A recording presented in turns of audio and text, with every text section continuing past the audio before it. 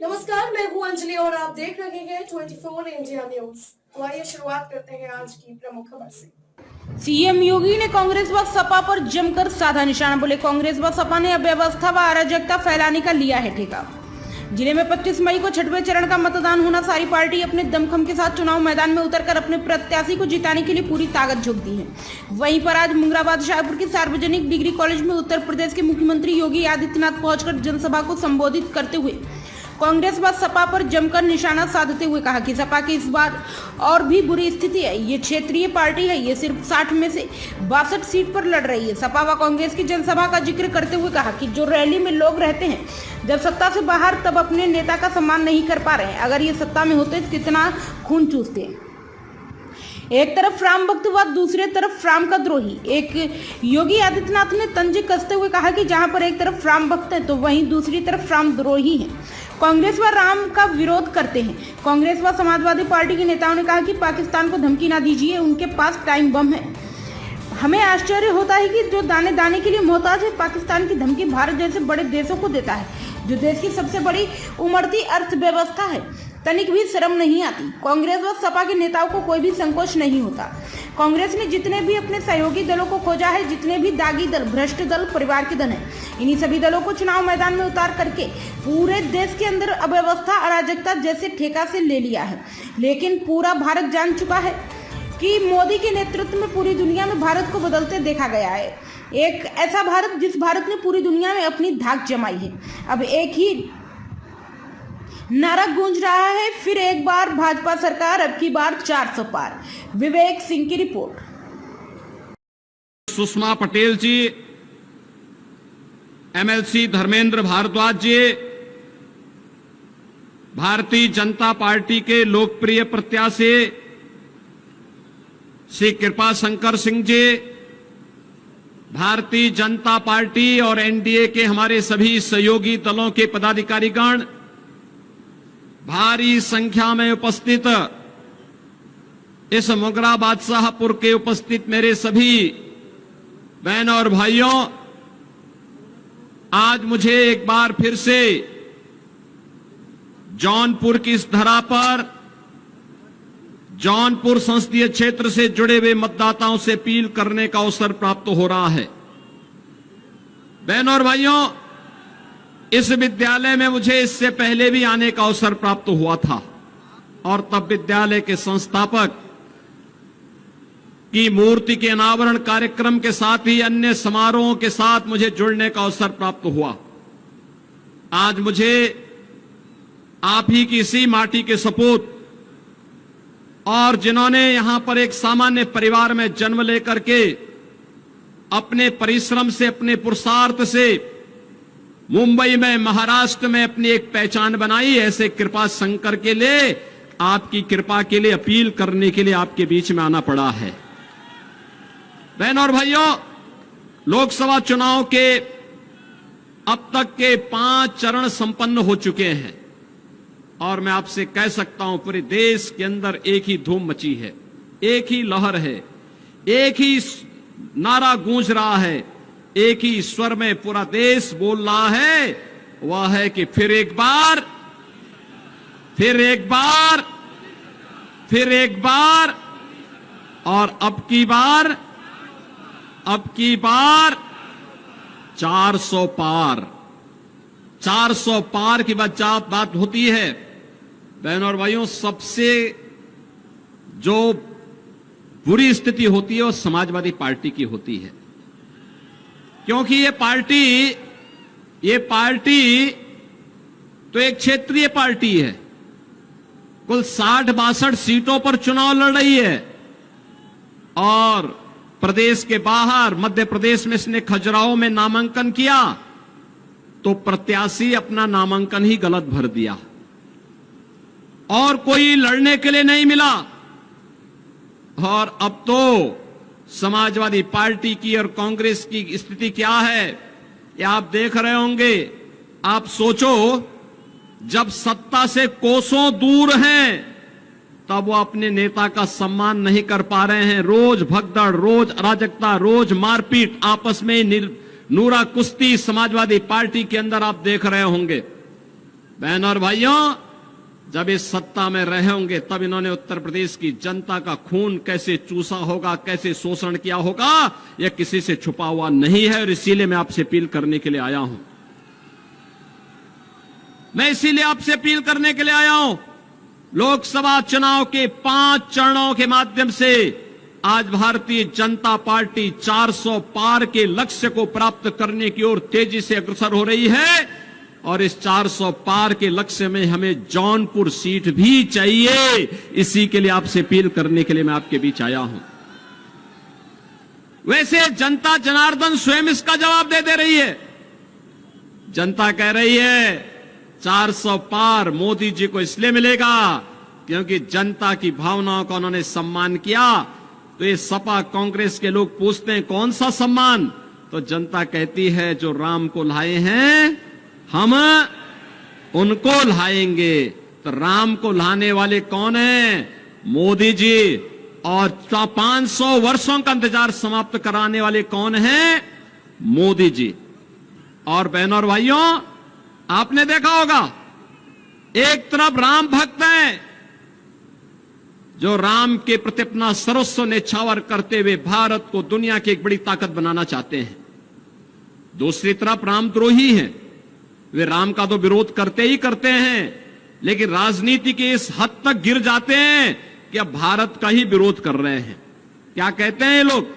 कहते हैं कि पाकिस्तान को धमकी मत दीजिए, उसके पास एटम बम है।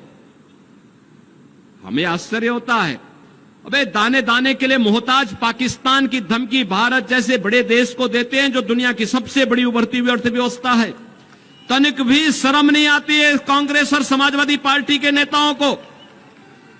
तनिक भी कोई संकोच नहीं होता है। और बहनों और भाइयों, जहां भी कांग्रेस ने अपने पार्टनर ढूंढे हैं, ढूंढ ढूंढ करके जितने भी दागी दल हैं, भ्रष्ट दल हैं, परिवार के दल हैं, इन्हीं सभी दलों को इन्होंने चुनावी मैदान में उतार करके पूरे देश के अंदर अव्यवस्था और अराजकता का जैसे ठेका सा ले लिया हो। लेकिन भारत जान रहा है, पूरा भारत जान रहा है, मोदी जी के नेतृत्व में हमने बदलते हुए भारत को देखा है। एक ऐसा भारत जिस भारत ने आज दुनिया के अंदर अपनी धाक जमाई है। आज दुनिया में भारत का सम्मान बढ़ा है, भारत की सुरक्षा पुख्ता हुई है। बहनों और भाइयों, पूरे देश के अंदर आज आप विकास के नए नए कार्य देख रहे होंगे।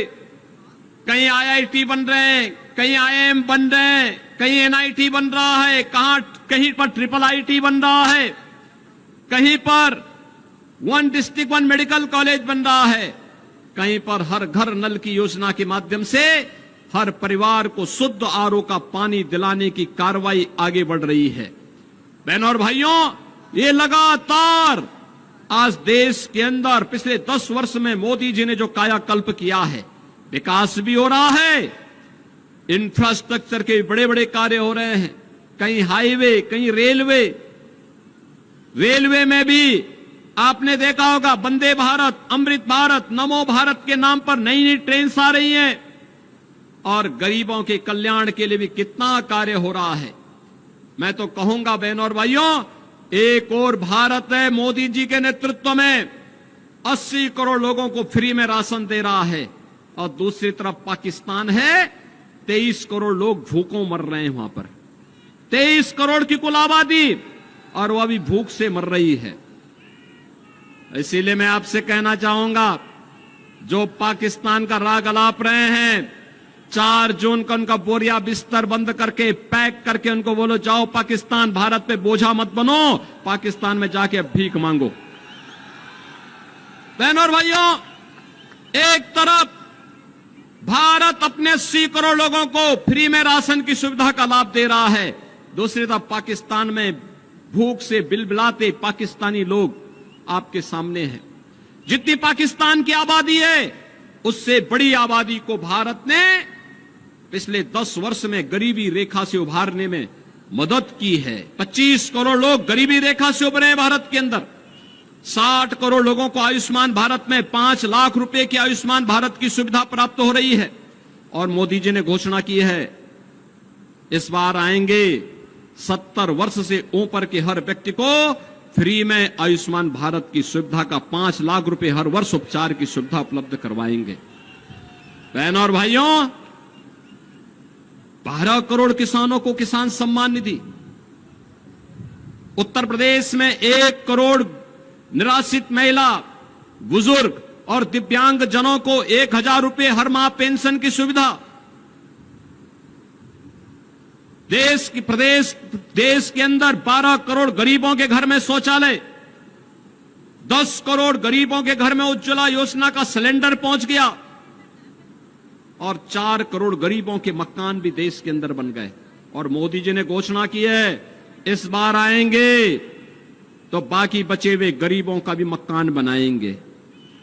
बहनों और भाइयों, एक तरफ गरीब कल्याण का कार्य करने वाली मोदी सरकार देश के विकास को दुनिया के सामने, भारत को आत्मनिर्भर और विकसित भारत के आधारशिला रखने के लिए बड़े बड़े इंफ्रास्ट्रक्चर के कार्य देश के अंदर हो रहे हैं, और दूसरी तरफ राम का विरोध करके रामद्रोही वे लोग हैं जो भारत का विरोध करते हैं, भारत में जातिवादी और परिवारवादी राजनीति करते हैं। पहले जाति के नाम पर आपको लड़ाएंगे, फिर आपके हिस्से का बंदर बांट करवाने का काम करेंगे। यही तो काम किया था इन्होंने, यही तो काम कर रहे हैं, यही तो इनके कारनामे हैं। आज मैनिफेस्टो पढ़िए कांग्रेस और समाजवादी पार्टी का। ये मैनिफेस्टो इंडी गठबंधन का क्या बताता है? ये मैनिफेस्टो बताता है, इन्होंने कहा है कि अगर कांग्रेस की सरकार आई तो अनुसूचित जाति, जनजाति और पिछड़ी जाति के आरक्षण को ये लोग मुसलमानों को दे देंगे। क्या आप इसको स्वीकार करेंगे क्या? अरे तो बाबा साहब भीमराव अंबेडकर का अपमान है, भारत की मूल भावनाओं का अपमान है। बाबा साहब भीमराव अंबेडकर ने कहा था, धर्म के आधार पर भारत के अंदर आरक्षण नहीं हो सकता, क्योंकि यही आधार देश के विभाजन का कारण बना था। और दूसरा, ये लोग क्या करना चाहते हैं? इनसे पूछा जाता है क्या करेंगे, तो बहनों और भाइयों ये कहते हैं एक झटके में। क्या कहते हैं? कहते हैं कि जैसे ही सत्ता में आए तो गरीबी हटा देंगे। कैसे हटाएंगे? कहते हैं एक झटके में हटाएंगे। कहा एक झटका कैसा? कहा साहब हम लोग ये करेंगे कि सभी लोगों की संपत्ति का सर्वे करवाएंगे, और संपत्ति का सर्वे करवाने के बाद इनके द्वारा कहा जाता है कि संपत्ति का सर्वे करवाने के बाद यह उस पे एक वरासत टैक्स लगाएंगे। वरासत टैक्स का मतलब आप जान रहे हैं? आपके बाप दादों ने, आपके ग्रैंडफादर ने, आपके फादर ने जो संपत्ति अर्जित करके आपको विरासत के रूप में दी है, इसमें से आधी संपत्ति ये कांग्रेस और समाजवादी पार्टी के लोग ले लेंगे। फिर ये पाकिस्तान, बांग्लादेशी घुसपैठियों को, रोहिंग्या को बांटने का काम कर देंगे इसी संपत्ति को। क्या अपनी संपत्ति में आप क्या इनको बंदर बांट करने देंगे? क्या आपके बाप दादों की खून और पसीने की कमाई में क्या ये लूट मचाएंगे? क्या इनको सेंधमारी करने की छूट देंगे क्या? और दूसरा बहनों और भाइयों, मैं इसीलिए कहता हूं कि कांग्रेस और समाजवादी पार्टी के अंदर उनका घोषणा जो कहती है, वो ये कहती है कि हम वरासत टैक्स लगाएंगे। ये वरासत टैक्स कुछ और नहीं, ये औरंगजेब का जजिया कर है, जजिया कर। क्या जजिया कर देंगे? अरे स्वतंत्र भारत है, जजिया कर औरंगजेब ने लगाया था। औरंगजेब मुगलों का सबसे क्रूर बादशाह था। औरंगजेब ने अपने भाई की हत्या की। औरंगजेब ने अपने बाप शाहजहां को कैद कर दिया था, और शाहजहां ने अपनी जीवनी में लिखा है कि ऐसा कमबख्त पुत्र किसी को प्राप्त न हो। उसने कोसा है, उसने कहा औरंगजेब के बारे में शाहजहां ने लिखा है कि इससे का ऐसा कमबख्त पुत्र किसी को पैदा न हो। और कोसते हुए औरंगजेब ने कहा था कि तुमसे अच्छे तो ये हिंदू हैं जो जीते जी अपने बड़े बुजुर्गों का सम्मान करते हैं और मरने के बाद भी अपने परिवार, अपने पूर्वजों को श्राद्ध और तर्पण के माध्यम से जल देने का काम करते हैं। लेकिन दुष्ट औरंगजेब तुमने तो मुझे एक एक बूंद पानी के लिए तरसाया है। बहनों और भाइयों, ये जजिया कर जो था औरंगजेब का, ये हिंदुओं पर लागू होता था। वो कहता था हिंदुओं को कि तुम या तो मुसलमान बन जाओ और नहीं तो तुम्हें जजिया कर देना होगा। बहनों और भाइयों, हमें कांग्रेस और समाजवादी पार्टी के इस गठबंधन के माध्यम से जो औरंगजेब की आत्मा आज घुस रही है, इसको पूरी तरह बेनकाब करना होगा। और इसीलिए हम लोग आए हैं आपके पास। ये जौनपुर संसदीय सीट पर भारतीय जनता पार्टी ने यहां से श्री कृपा शंकर सिंह जी को अपना प्रत्याशी बनाकर के आपके बीच उतारा है। कृपा शंकर जी चुनाव जीत के जाएंगे, जाएंगे। मुगरा बादशाह की आवाज में बोलो, जाएंगे, जाएंगे। दोनों हाथ जहां तक मेरी आवाज जा रही है, जहां तक आवाज जा रही है, दोनों हाथ ला करके बोलो, मुझे बताओ, आश्वस्त करो, चुनाव जिता के भेजेंगे कृपा शंकर जी को। खबरों में अब तक के लिए बस इतना ही। मिलते हैं फिर ऐसी ही बड़ी खबर के साथ। तब तक के लिए नमस्कार और देखते रहिए 24 इंडिया न्यूज।